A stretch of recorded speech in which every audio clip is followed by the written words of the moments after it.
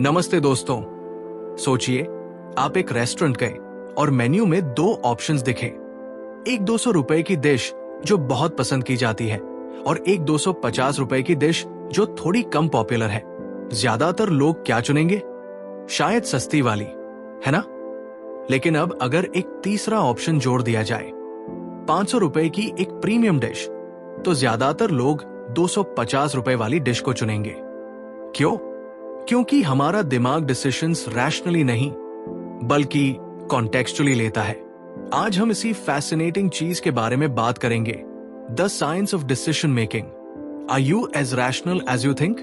आप सोचते होंगे कि आप अपने डिसीजंस लॉजिकल तरीके से लेते हैं, लेकिन क्या सच में ऐसा होता है? जरा इस सिचुएशन को समझिए। मान लीजिए दो मोबाइल फोन्स हैं, एक 20,000 रुपए का और दूसरा 40,000 रुपए का। अब एक तीसरा फोन इंट्रोड्यूस किया जाता है जो 39,500 रुपए का है, लेकिन स्पेसिफिकेशंस 40,000 रुपए वाले फोन जैसे ही हैं। ज्यादातर लोग 40,000 रुपए वाला फोन चुनेंगे, लेकिन अगर वही फोन 38,500 रुपए का होता तो शायद लोग इसे ले लेते। ये फेनोमेनन कहलाता है डीकॉय इफेक्ट, जब एक एक्स्ट्रा ऑप्शन सिर्फ इसलिए इंट्रोड्यूस किया जाता है ताकि लोग एक पर्टिकुलर चॉइस की तरफ झुक जाएं। आप सोच सकते हैं कि आप अपने पैसों को बड़े केयरफुली स्पेंड करते हैं, लेकिन मार्केटिंग कंपनीज, एडवर्टाइजर्स और इवन रेस्टोरेंट्स आपके डिसीजंस को मैनिपुलेट करने के लिए साइकोलॉजिकल ट्रिक्स यूज करते हैं।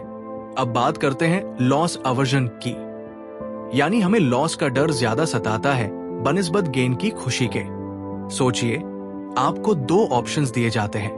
आपको 5,000 रुपए फ्री में मिलेंगे, आपको 10,000 रुपए जीतने का चांस है, लेकिन 50% चांस है कि आपको कुछ भी न मिले।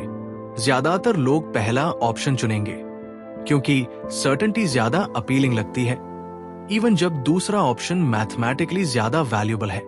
इसी प्रिंसिपल का फायदा casino owners, stock market investors और यहां तक कि लाइफ इंश्योरेंस कंपनीज भी उठाती है। वे आपको सेफ्टी और सिक्योरिटी का भरोसा दिलाकर डिसीजन मेकिंग को इन्फ्लुएंस करते हैं।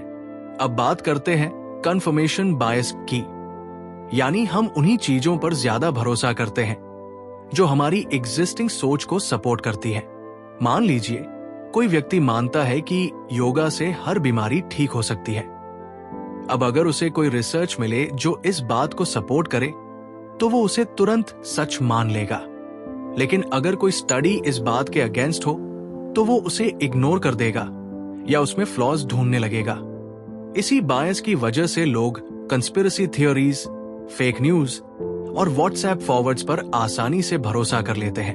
अब सवाल यह है कि हम इन साइकोलॉजिकल ट्रैप्स से कैसे बच सकते हैं? डिसीजन लेने से पहले पॉज करें। इंपल्सिव बाइंग या इमोशनल डिसीजन से बचने के लिए खुद से सवाल करें, क्या ये सच में मेरे लिए बेस्ट ऑप्शन है? ऑल्टरनेट पर्सपेक्टिव्स एक्सप्लोर करें। हमेशा एक अलग एंगल से चीजों को देखने की कोशिश करें। क्या कोई और तरीके से इसे देख सकता है?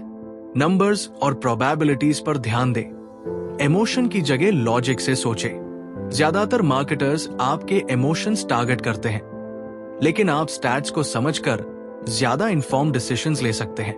तो अगली बार जब आप कोई बड़ा डिसीजन लेने वाले हो, चाहे वो एक नया फोन खरीदना हो, स्टॉक मार्केट में इन्वेस्ट करना हो या कोई इंश्योरेंस प्लान लेना हो, याद रखिए कि शायद आप उतने रैशनल नहीं हैं जितना आप सोचते हैं। अगर ये इनसाइट्स आपको इंटरेस्टिंग लगे तो कमेंट में बताइए कि आपने कभी कोई इरैशनल डिसीजन लिया है क्या?